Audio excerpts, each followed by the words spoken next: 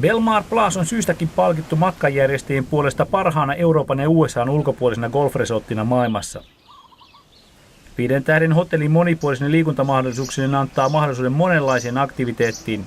Palvelun taso on, kuten Mauritiuksella yleensäkin, kiitettävää.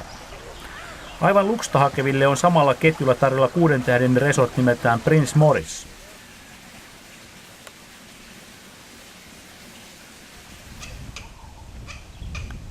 Belmarin kentät ovat huippukuntoisia, hyvin suunniteltuja, mutta suomalaiseen makuun kuitenkin paikoitellen kapeita. Väyliä reunustavista viidakoista on yleensä ajanhukkaa lähteä palloaan hakemaan.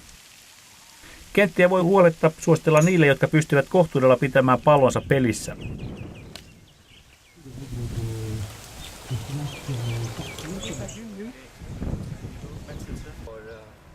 Euroopan senior-tuurin pelaajat pitivät oman kilpailunsa joulukuussa. Kilpailun suurin tähti oli entinen Ryder Cup-kapteeni Sam Torrance.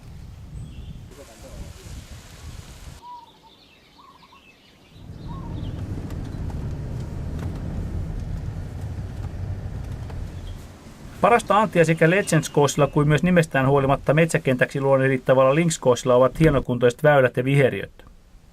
Legends Course sijaitsee aivan hotellin vieressä. Links Courselle puolestaan pääsee toimivalla bussikuljetuksella 5 minuutissa.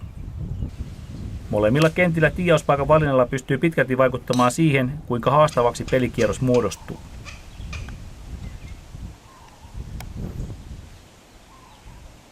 Mauritiuksella golf on täysin turistien laji.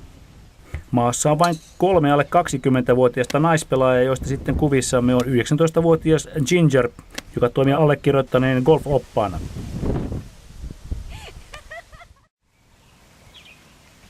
Belmarilla on toimiva yhteistyö naapuriresortin The One and Onlyn kanssa. Siellä sijaitseva Le Champ-Géranin kenttä on Gary Playerin suunnittelema ja se on varsin idyllinen. Kenttä koostuu 5 par 4 ja 4 par 3. Tämä kenttä, jos mikä, on mainio paikka startata viikon pelit. Ainoana kenttänä koko saarella Le Champ-Géranilla on alkuperäinen kikuju-ruoho, jolle laskeutuessaan pallo spinnaa käsittämättömän tehokkaasti. Le Champ-Géranin kiertää reilussa tunnissa, osittaista tilanahtaudesta huolimatta sen pelaa mielellään useampaan kertaan.